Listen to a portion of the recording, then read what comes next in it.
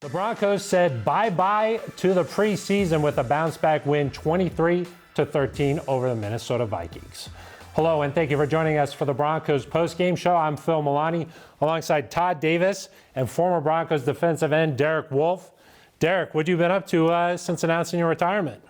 Just dad life, lots of dad life and husband life, and working my way into the radio and doing a little bit of TV here and there. Just a lot of hunting, really. Doing a lot of hunting. And doing this kind of thing keeps you in touch with the football team? You still feel like you're a part of it? Yeah, I love doing it. I love being interactive with the players and being around the guys and talking about the guys and trying to be like a positive note to all the negativity that kind of goes around. So it's still fun. And you get to hang out with this guy, huh? It's not too bad. not a bad gig. Yeah, we get to go work out. We live right next door to each other pretty much, so we get to go work out and stuff and hang out and chill. Nice. It's a lot of fun. Still have a good time. Okay. Todd, what did you think of the game tonight? I thought it was great. I definitely thought we need to see more physicality from the Broncos, and I thought they brung it. I love to see a couple guys really stand out on film. McTelvin-Agim, I think he had a phenomenal game. You talk about Nick Bonito started to come on towards the end of the game. So I think guys really made a name for themselves, and that's what you do in the third preseason game. Yeah, we saw Hamler come back to action, and then we'll talk about some roster spots. What was up for grabs? That's what we'll get into here a little bit later on. But first, let's check out the highlights. Brett Rypien getting the start tonight. Broncos down 7-3 in the second. Rypien finds Seth Williams wide open for 45 yards. Here's what Broncos head coach Nathaniel Hackett had to say on the broadcast. That big explosive play he had down there, we had talked about it yesterday, and he thought that all up in his head on how he wanted to handle it, so it was great to see it come alive. A few plays later, Montrell Washington on the end around, nice blocking by Andrew Beck, 11-yard touchdown for the speedster. The Broncos up 10-7. And then right before halftime, McTelvin-Agim, his second strip of the half, Baron Browning scoops and scores. Guys, what I'm more interested in is what about that celebration? Yeah, I thought he did that was a dope dance move. I don't know if either one of us could do it. Wolf, do you think you could? I got two bad hips, brother. I ain't doing that anymore. Yeah, he made it look good. The splits, he did it. Yeah, he pulled it off. In the second half, it was a defensive battle. Fourth down here for the Vikings. Dellerin Turner Yell, the fifth rounder, comes up with the play, and the Broncos hold on to win 20-13 the final. Let's go out to Empower Field at Mile High and check in with Eric Delisle. Thanks, Phil. Some really positive things from tonight's 23-13 win over the Minnesota Vikings. Let's start on the offensive side, where I thought Brett Rypien showed some really good poise in the first half. Obviously led a couple of scoring drives. Did have that one interception there in the end zone on a deflected pass, but I thought he handled things well. And then Josh Johnson in the second half, very efficient. Broncos are going to have a really tough decision to make there at backup quarterback. Also offensively, for the first time this preseason, the running game really got going, averaged more than 8 yards per carry in the first half. That was good to see. And of course, KJ Hamler coming back from injury. Nice to see him play well. Got a couple of catches in there and looked like his normal self. As you turn to the defensive side of the ball, I thought there were a couple of guys on that roster bubble who made a statement. First, you have Dellerin Turner Yell, came up, made a big fourth down stop in the red zone against the Vikings, and then he was physical on some other plays as well. And then you look at McTelvin-Agim, who had a couple of forced fumbles, set up a touchdown for Baron Browning and a sack as well. And then finally, Nick Bonito. He struggled a little bit at times in the preseason. He turned it on there late, led the team in tackles, had 2 sacks on back-to-back plays, including a strip sack. Nice to see him finally get things going. Thank you very much, Eric. We're back here in studio with Todd Davis and Derek Wolfe. Guys, the backup quarterback position, we saw Brett Rypien get the start here tonight. It feels like it's really 50-50 right now, huh? Definitely. I personally think that Brett may be a little bit ahead of Josh right now. I think that he played better the second and the third preseason game. And even tonight, he had a lot of great throws. I think he definitely had one he would want back. He tried to fit it in a tight window, ended up getting intercepted. But I think overall, he's played better these last 2 games. And when you look as players progress, they usually get better over time. So hopefully there's more to come. I think you got to take the journeyman. I think Johnson is the guy that he can make electric plays, so he can come into the game for you if there's a problem. Hopefully it's just like a torn shoelace or something for the reason why he's in the game. You know what I'm saying? So, but then again, Brett Rypien can manage the game a little bit better. He's got a little bit more experience as being that guy, right? So maybe he's gotten a little too comfortable. And I think Johnson came for his spot. I think he played great in the preseason.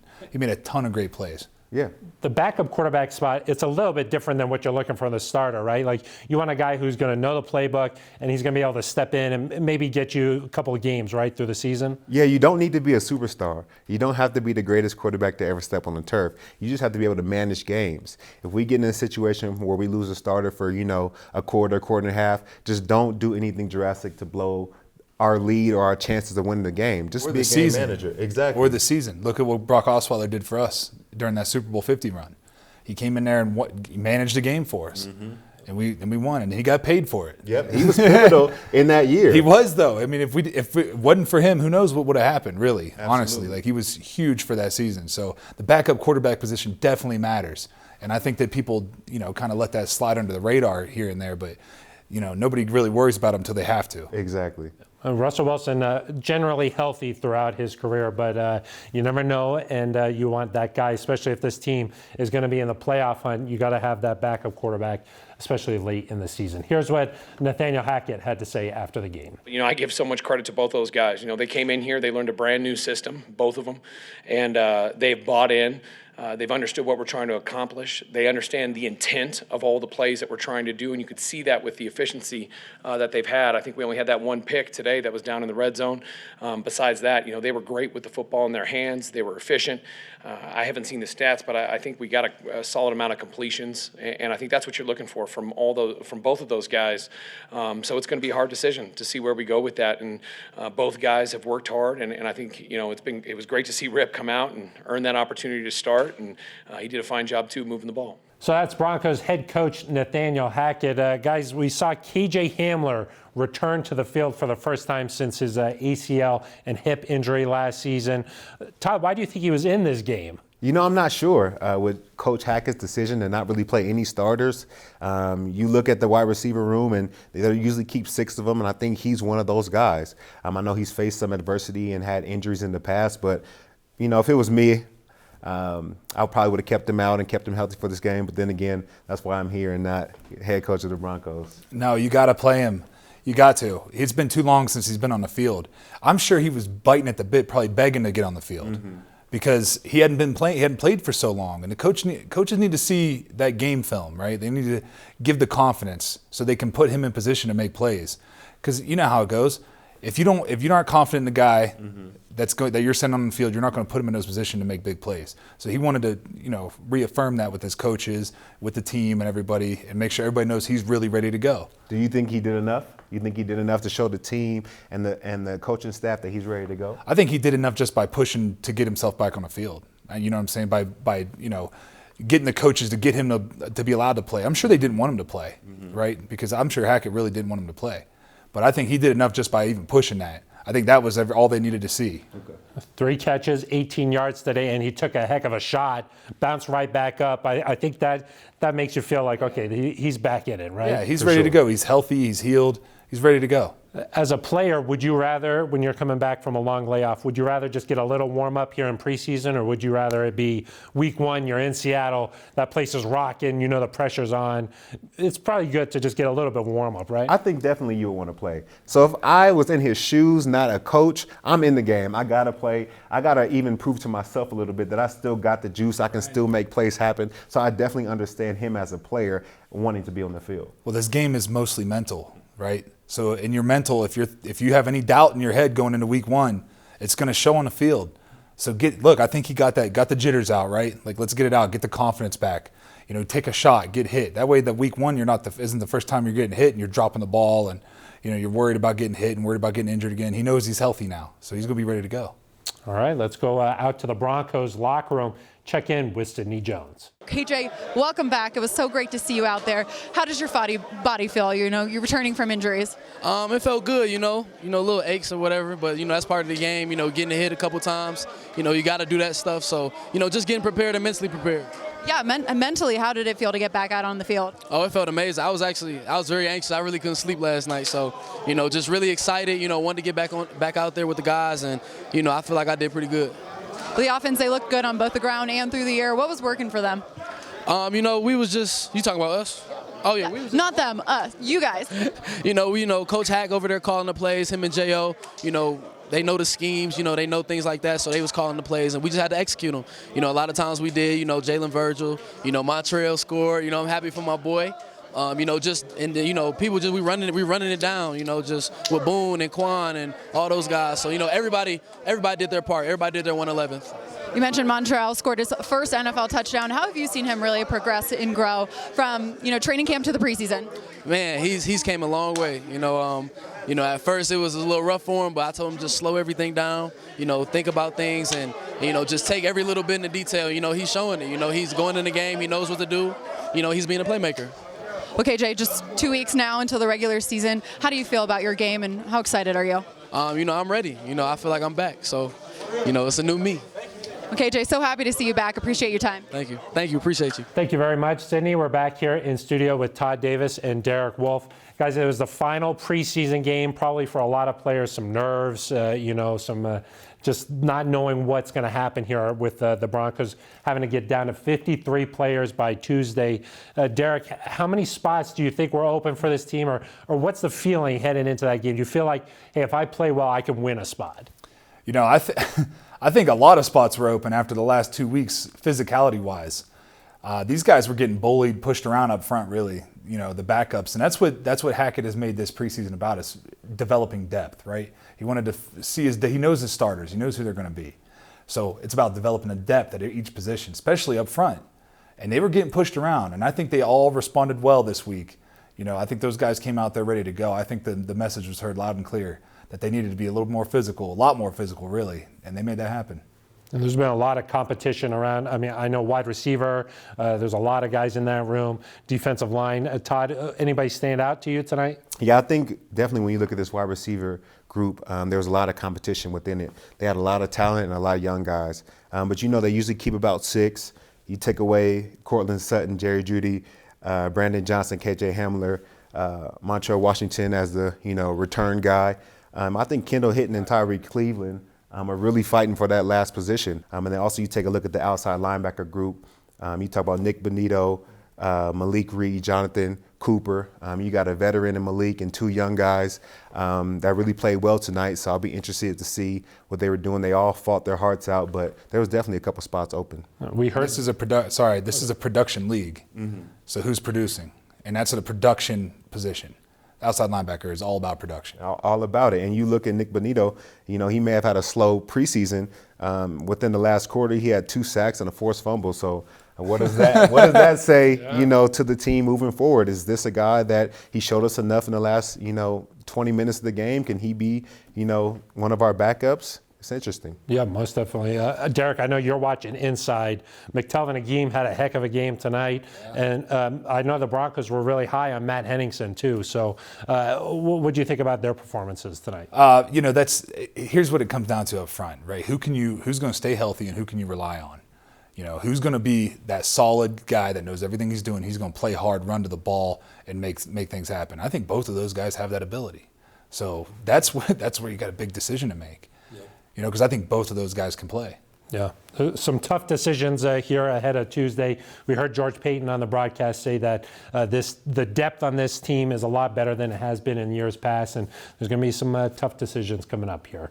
Let's go back out to the stadium one last time here and hear from Sidney Jones. We're inside the locker room here with Baron Browning. Baron, final preseason game, and what a game it was for you. End of the second quarter, McTelvin Agim, he gets a strip sack, and then you recover the fumble and return it for a touchdown. Walk me through that play.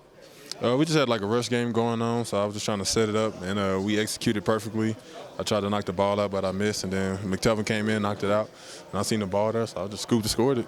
I saw that little touchdown celebration dance you had. What was that? That's for my fraternity, Omega Psi Phi.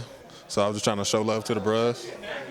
I love it. Well, your first NFL touchdown. I mean, what did that moment really mean to you?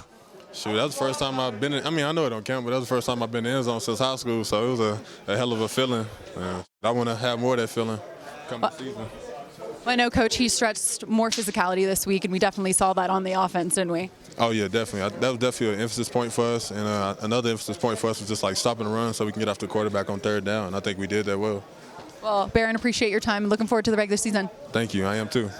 Thank you very much, Sydney. We're back here in studio with Todd Davis and Derek Wolfe. Finally, the preseason is over. We could start talking about some games that actually matter. maybe we'll actually see Russell Wilson a little bit here. There's a lot of excitement around town, guys. Russell Wilson has brought that energy. What do you think the expectations are for this team, Todd? I think they want to make the playoffs. I think that's their number one goal. Having not been there, I think they said that we have the longest streak after winning the Super Bowl of not making the playoffs. So I think that's definitely one of their goals. I have them winning 10 or 11 games this year and making the playoffs. And if they can get a hold of the AFC West and win it, I think they have a really good shot of winning the AFC as a whole. So that's where I feel like they may be this year. Yeah. See, look, I think that if people expect them to come out and just go straight to a Super Bowl championship team is unrealistic expectation. I was here for 4 years with Peyton Manning. It took us that fourth year for us to actually win the Super Bowl. I think we made the playoffs the first year, number one seed. Second year we get beat by Seattle and Russell Wilson, right? Third year, number one seed again, get beat in the first round of the playoffs. Finally, the least expected team to do it, we go on and win it all. So that just shows you it takes time to build, right? You have to build. You have a quarterback that wants to be here for a long time, wants to play for a long time. So I think you have to be patient, let them build. And if they make the playoffs this year, if they don't make the playoffs, it's a huge fail, right? Because they need to win 10 games. They need to win 10 or 11 games, like you said, to get into the playoffs. So if that doesn't happen, it's going to be a huge fail, and there's going to be some question marks going around. So I think that there's a lot of pressure on everybody in the building. For sure, because you see that they have the talent, and then you get a premier quarterback like Russell Wilson. If we look at the last 3 years of the Broncos, they've had great defenses. They've had great position players, wide receivers, tight ends, running backs. I feel like they've really missed that premier Peyton Manning type, passer. And I think Russell Wilson will bring that. He'll bring that to the table. Absolutely. There's been a hole for really the last 6 years. There's been a hole since Peyton left. There's been a hole there, and that hole's been filled. Hopefully. Probably the most important position on the field. So, you see the guys wearing these Win the West T-shirts, walking around, definitely that is the priority. This is going to be one heck of a division, though, huh? I think it's going to be a lot of great games. If you win the West, you got a good chance to win the entire league, the entire thing, walking away with that trophy. How big is that first game going to be in Seattle, though? Like, just to get off on the right foot here. It's going to be huge. And I know for Russell Wilson, he wants to come out and absolutely dominate the Seahawks. He's going to try and throw for 600 yards with 7 touchdowns. He's going to try to have the best game of his entire life. You're going back home to a place that you were, to maybe a team that you felt like didn't show you the love on the way out that you felt like you deserved, and took them to 2 Super Bowls, won one. I think it's going to be a great game for him, and I think it's going to be a great game for the team to really show what they're made of. What do you think, Derek? Yeah, I think there's guys on the other side of the ball too. And there's guys in Seattle that were here. They got something to prove too. So I think we're going to see some guys coming out, on fire. But ultimately, I don't see Russell Wilson, letting this game get out of hand. I think he's going to take control of that game right away. And I think we're going to have a good game plan for him. And I think things in Seattle are a little rocky right now. Just they got 2 backup quarterbacks fighting for a starting spot, basically. So. Well, and Pete Carroll named Geno Smith the starter here, so we're not, unfortunately, going to see the Drew Lock clash. So, but there, Shelby Harris, Noah Fant. These guys, they all have a little something to prove. Oh yeah, Shelby wants to have a good game. He's got something to prove, but I just don't see Russell Wilson letting that game get out of hand. I think that our team is far superior to theirs talent-wise. I think from the top down, we got everything going for us, and should be a butt whooping. Got to wait 2 weeks here until it's game day. And not only that, opening weekend, you got to wait all the way until Monday night. But I'm sure the wait will be worth it. All right, that's going to do it for us. For Derek Wolfe and Todd Davis, I am Phil Milani. This has been the Broncos Postgame Show.